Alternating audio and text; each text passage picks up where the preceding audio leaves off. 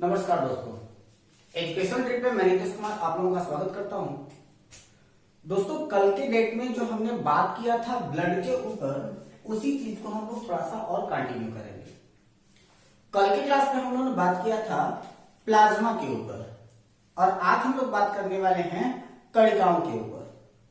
तो अगर मैं आपसे कहूं कि कणिकाओं को आप लोग अपने घर से पढ़ लीजिएगा तो आप लोग मेरी बात का बुरा मत मानिएगा। मैं इन सारी की सारी कणिकाओं का नाम, पता, एड्रेस सब कुछ आपको दे दे रहा हूं, आप इसको घर पर पढ़ लीजिएगा। कोई दिक्कत है आपको? चलिए आगे हम देख लेते हैं। हमको उम्मीद है कि होनी नहीं चाहिए, फिर भी देख लेते हैं। तो यहां पर हम लोग 3 के बारे में बात करने वाले हैं, यानी कि आरबीसी, डब्ल्यूबीसी और प्लेटलेट्स के बारे में। आरबीसी का मतलब लाल रक्त कणिकाएं, डब्ल्यूबीसी का मतलब श्वेत कणिकाएं और प्लेटलेट्स का मतलब रक्त विमाण। ठीक है, चलिए देखते हैं हम लोग एक एक करके इनके बारे में। तो सबसे पहले नाम। आरबीसी का नाम क्या है? लाल रक्त कणिकाएं। डब्ल्यूबीसी का श्वेत रक्त कणिकाएं। प्लेटलेट्स का रक्त विमाण। ठीक है, उसी प्रकार से इनका उपनाम क्या है?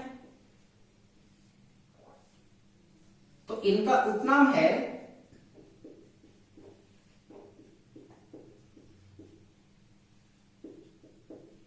एरिथ्रोसाइट्स,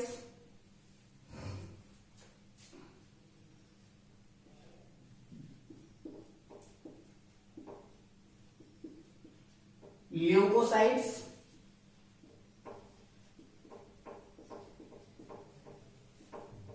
और थ्रोम्बोसाइट्स। इनका जन्म कहां हुआ? तो आरबीसी का जन्म हुआ अस्थि मज्जा यानी कि बोन मैरो में। डब्ल्यूबीसी का कहां पर हुआ? तो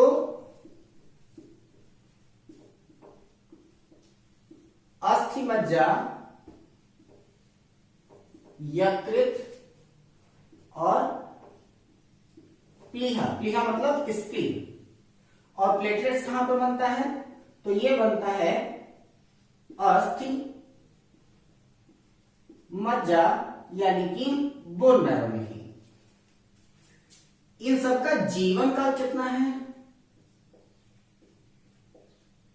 तो जो आपका आरबीसी है उसका जीवन काल है 100 से 120 दिन।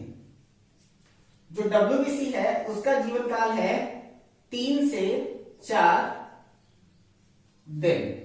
और जो प्लेटलेट्स है इसका जीवन काल है 5 से 6 दिन। ठीक, इनकी मृत्यु कहां पर होती है? डेथ। तो आरबीसी की डेथ होती है प्लीहा एवं यकृत में, इसीलिए इसे आरबीसी की कब्र के नाम से जाना जाता है। डब्ल्यूबीसी की मृत्यु कहां पर होती है? तो रक्त में ही हो जाती है।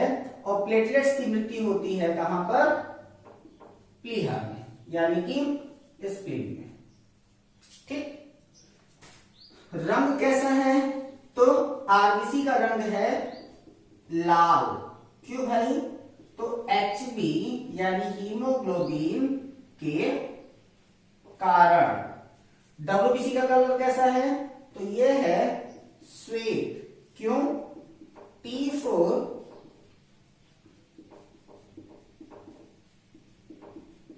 लिम्फोसाइट्स के कारण। और जो आपका प्लेटलेट्स है इसका रंग कैसा है? तो यह है आपका पारदर्शी, लेकिन यह प्रदर्शित करता है हल्का पीला रंग। ठीक, और भी बातें हैं इनके बारे में, पहले इसको आप लोग स्क्रीनशॉट कीजिए, फिर हम इसको तुरंत बताते हैं आगे।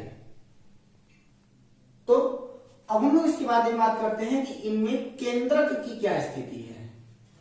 तो जो आपका आरबीसी है उसमें केंद्रक जो होता है वह अनुपस्थित होता है।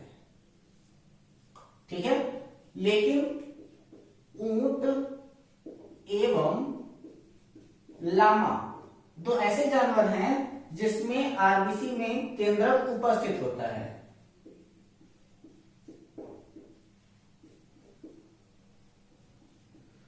डब्ल्यूबीसी में केंद्रक उपस्थित होता है और प्लेटलेट्स में अनुपस्थित होता है। इसके बाद अगर हम बात करें आकार की, तो जो आपका आरबीसी है इसका आकार है तस्तरी की तरह। डब्ल्यूबीसी का आकार कैसा है? तो डब्ल्यूबीसी का आकार है अमीबा की तरह। और प्लेटलेट्स का आकार कैसा है? तो यह है जेली की तरह, यानी कि जेली सेंटर में। अब अगर हम इनके कार्य की बात करें कि यह कार्य क्या करते हैं, तो आरबीसी क्या करता है कि ऊर्जा एवं ऑक्सीजन का परिवहन करता है। डब्ल्यूबीसी क्या करता है? शरीर की रोगों से रक्षा करता है। और प्लेटलेट्स क्या करता है? रक्त का थक्का जमाने में सहायक हो जाता है। ठीक, तो ये आपकी कुछ महत्वपूर्ण बातें हैं आपके ब्लड के आरबीसी, डब्ल्यूबीसी और प्लेटलेट्स के बारे में। लेकिन अगर हम कुछ और बातें के बारे में बात करें, तो यहां पर हमने आपको कल के डेट में बताया था कि जो आपका हीमोग्लोबिन होता है उस हीमोग्लोबिन में पाया जाता है आयरन पार्टिकल, जिसे हम लोग कहते हैं हीमेटिन। ठीक है, तो कॉन्सेप्ट आप लोग देख लीजिएगा जरा सा कि जो आपका हीमेटिन है वह क्या करता है? रक्त का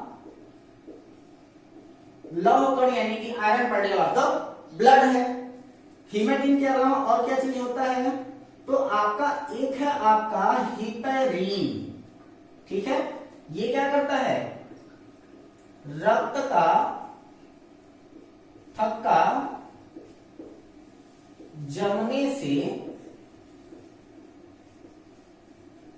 रोकता है। और तीसरा है आपका प्रोथ्रोम्बिन, ये क्या करता है? रक्त का थक्का जमाता है। ठीक, सबसे बड़ी इंपॉर्टेंट बात यहां पर आज ये आ जाती है कि जो आपका ब्लड ग्रुप है उस ब्लड ग्रुप को खोजने वाले हैं आपके लैंड स्टीनर। तो कार्लैंड स्टीनर ने जब सबसे पहले ब्लड ग्रुप की खोज किया था, तो उन्होंने सबसे पहले खोज किया था एंटीजन के बारे में। और हमारे पास जो रक्त समूह होता है वह 4 प्रकार का होता है, ए बी ओ। इनमें पाए जाते हैं एंटीजन और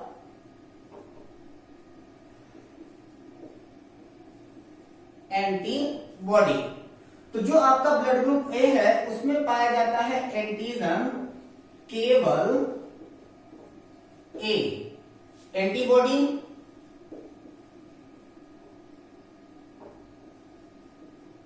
केवल बी। ब्लड ग्रुप बी में एंटीजन क्या होता है, तो इसमें पाया जाता है केवल बी एंटीजन, एंटीबॉडी केवल ए। ध्यान दीजिएगा, एंटीजन को कैपिटल से और एंटीबॉडी को स्मॉल से इंडिकेटेड किया जाता है। अब यहां पर देखिएगा कि जो आपका ए बी है उसमें एंटीजन दोनों होता है, ए और बी, और एंटीबॉडी इसमें कोई नहीं होता। ठीक। ब्लड ग्रुप ओ की बात करें तो इसमें एंटीजन कोई नहीं होता और एंटीबॉडी इसमें दोनों पाया जाता है, बी और ए। इसी को अगर हम ब्लड ग्रुप के अकॉर्डिंग हम इंडिकेट कराना चाहें तो जो आपका ब्लड ग्रुप होता है उसमें से एक होता है दाता और दूसरा हो जाता है आपका ग्राही। A B O, A B O. ठीक है। अब जो आपका ब्लड ग्रुप ए है, इस ब्लड ग्रुप का एंटीजन ए, इसके पास एंटीजन ए डोनेशन होगा, इसके पास एंटीजन ए, इसके पास एंटीजन बी डोनेशन नहीं होगा। इसके पास एंटीजन ए, इसके पास एंटीजन ए और बी दोनों डोनेशन होगा। इसके पास एंटीजन ए, इसके पास कोई एंटीजन नहीं, डोनेशन नहीं होगा। इसके पास एंटीजन बी, इसके पास एंटीजन ए, डोनेशन नहीं होगा। इसके पास एंटीजन बी, इसके पास एंटीजन बी, डोनेशन होगा। इसके पास एंटीजन बी, इसके पास एंटीजन ए और बी दोनों डोनेशन होगा। इसके पास एंटीजन बी, इसके पास कोई एंटीजन नहीं, डोनेशन नहीं होगा। इसके पास एंटीजन ए और बी दोनों, इसके पास एंटीजन केवल ए, डोनेशन नहीं होगा। इसके पास एंटीजन ए और बी दोनों, इसके पास एंटीजन केवल बी, डोनेशन नहीं होगा। इसके पास एंटीजन ए और बी दोनों, इसके पास भी एंटीजन ए और बी दोनों, डोनेशन हो जाएगा। इसके पास एंटीजन, इसके पास नॉन एंटीजन, डोनेशन नहीं होगा। यहां पर जो आपका ब्लड ग्रुप ओ है, इसके पास कोई एंटीजन नहीं, तो लेने वाले के पास एंटीजन रहे चाहे ना रहे इसे कोई फर्क नहीं पड़ता। तो जो आपका ब्लड ग्रुप ओ हो जाता है वह सर्वदाता हो जाता है, और ब्लड ग्रुप ए बी जो होता है वह आपका सर्वग्राही हो जाता है। ठीक है। अगर ये बात ऐसे समझ में ना आई हो तो इसको हम लोग कुछ ऐसे इंडिकेट कर देते हैं कि ए जो होगा वह ए और ए बी को देगा, बी जो होगा वह बी और ए बी को देगा, ए बी जो होगा वह केवल ए बी को देगा, और जो ओ होगा वह ए बी और ओ को देगा। इसमें ए बी जो होगा वो सबको दे रहा है, इसलिए यह सबसे ले रहा है, यानी कि यह सर्वग्राही हो जाएगा, और ओ जो है वो सबको दे रहा है, इसलिए यह सर्वदाता हो जाएगा, यानी कि यूनिवर्सल डोनर हो जाएगा। कोई दिक्कत? लेकिन यहां पर एक सबसे बड़ा इंपॉर्टेंट पॉइंट यह आ जाता है कि अगर हम इसमें RH को इंक्लूड करें, RH फैक्टर को अगर हम इंक्लूड करें तो इनकी टेंडेंसी क्या बनती है या फिर ये क्या बन जाते हैं, तो RH यानी कि रेसस एंड ह्यूमन। तो रक्त समूह ने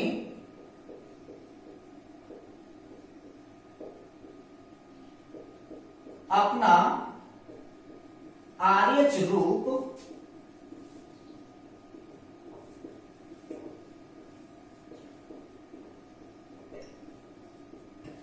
रेसस बंदर से लिया। तो रक्त समूह ने अपना RH रूप किससे लिया है, रेसस बंदर से लिया है, और RH की खोज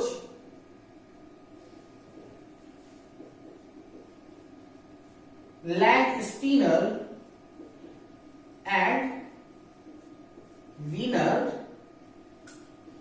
ने किया। ठीक है। तो RH फैक्टर की खोज करने वाले कौन है, तो RH फैक्टर की खोज करने वाले हैं आपके लैंडस्टीनर और वीनर। ठीक है। तो RH की खोज किसने किया, लैंडस्टीनर और वीनर ने किया। संसार भर में 70% लोगों का एंटीजन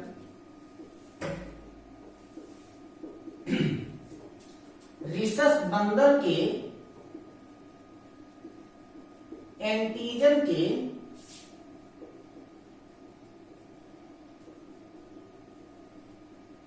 समान होता है, इसे RH पॉजिटिव कहते हैं,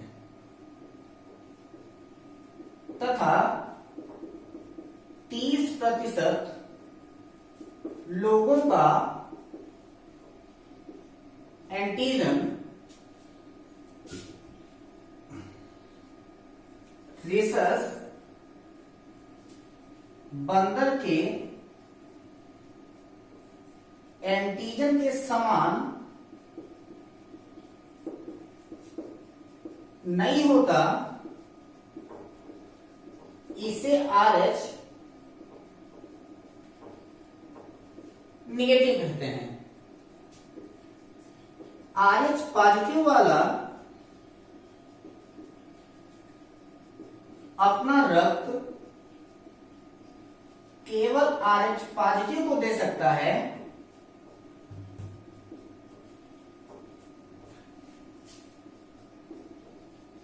जबकि RH नेगेटिव वाला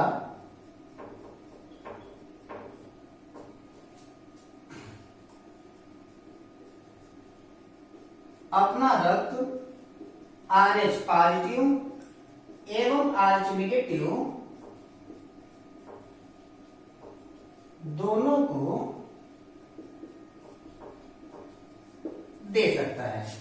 ठीक है, तो बात क्या हो रही थी कि संसार में 70% लोगों का एंटीजन जो होता है वो रिसर्च बंदर के एंटीजन के समान होता है, जिसे RH पॉजिटिव, तथा 30% लोगों का एंटीजन जो होता है वो रिसर्च बंदर के एंटीजन के समान नहीं होता, इसे RH नेगेटिव कहते हैं। जो RH पॉजिटिव वाला होता है वो अपना रक्त केवल RH पॉजिटिव को दे सकता है, जबकि RH नेगेटिव वाला जो होगा वह अपना ब्लड RH पॉजिटिव और RH नेगेटिव दोनों को दे सकता है। इसके अकॉर्डिंग अगर हम ब्लड की बात करें तो हमारा ब्लड जो होता है वह 8 टाइप का हो जाता है। आइए देखते हैं कौन कौन सा। तो अगर आपका A पॉजिटिव है तो वह ब्लड देगा A पॉजिटिव AB पॉजिटिव। अगर B पॉजिटिव है तो वह ब्लड देगा B पॉजिटिव AB पॉजिटिव। अगर AB पॉजिटिव है तो वह ब्लड देगा AB पॉजिटिव को। अगर O पॉजिटिव है तो वह ब्लड देगा A positive B positive AB positive O positive को। अगर A नेगेटिव है तो वह ब्लड देगा A positive A negative AB positive AB negative को। अगर B नेगेटिव है तो वह ब्लड देगा B positive B negative AB positive AB negative को। अगर AB नेगेटिव है तो वह ब्लड देगा AB पॉजिटिव AB नेगेटिव को। और अगर O नेगेटिव है तो वह ब्लड देगा A positive A negative B positive B negative AB positive AB negative O positive O negative को। अगर इस RH का ही आधार बना लिया जाए तो RH के आधार पर जो सर्वदाता हो जाएगा वह हो जाएगा आपका O नेगेटिव, और जो सर्वग्राही होगा वह हो जाएगा आपका AB पॉजिटिव। यह है RH के आधार पर। ठीक, इसके बाद हमारा सबसे ज्यादा इंपॉर्टेंट और सबसे लास्ट टॉपिक आता है ब्लड का, और वो होता है कि अगर माता पिता का ब्लड ग्रुप अगर कुछ इंडिकेट कर रहा हो तो उसके अकॉर्डिंग बच्चे का एक्सपेक्टेड ब्लड ग्रुप कौन सा होगा और अनएक्सपेक्टेड ब्लड ग्रुप कौन सा होगा। तो आइए उसको भी एक बार देख लेते हैं कि माता पिता के आधार पर बच्चों में संभावित एवं असंभावित रक्त समूह। ठीक है, माता पिता के आधार पर बच्चों का रक्त समूह। ठीक, तो ये हो जाएंगे आपके माता पिता, बच्चों में हो जाएगा संभावित, और ये बच्चों में हो जाएगा असंभावित। तो अगर माताजी ए पिताजी ए तो बच्चा या तो ओ या तो ए बी और ए बी नहीं हो सकता। अगर माताजी ए और पिताजी ई तो बच्चा जो होगा वह या तो ए या तो बी या तो ए बी या तो ओ होगा। अनएक्सपेक्टेड इसके नन है, यानी कि कोई भी नहीं। माताजी ए पिताजी ए बी बच्चा या तो ए या तो बी या तो ए बी ओ नहीं हो सकता। माताजी ए पिताजी ओ बच्चा जो होगा वो या तो ए का या तो ओ का होगा, बी और ए बी नहीं हो सकता। ठीक है। अगर पिताजी ओ माताजी ओ बच्चा ओ ए बी ए बी नहीं होगा। ओ की क्रॉसिंग बी के साथ बच्चा या तो ओ या तो बी ए और ए बी नहीं होगा। ओ की क्रॉसिंग ए बी के साथ बच्चा या तो ए या तो बी, ए बी और ओ नहीं हो सकता। ठीक है, नोट कीजिए इसको।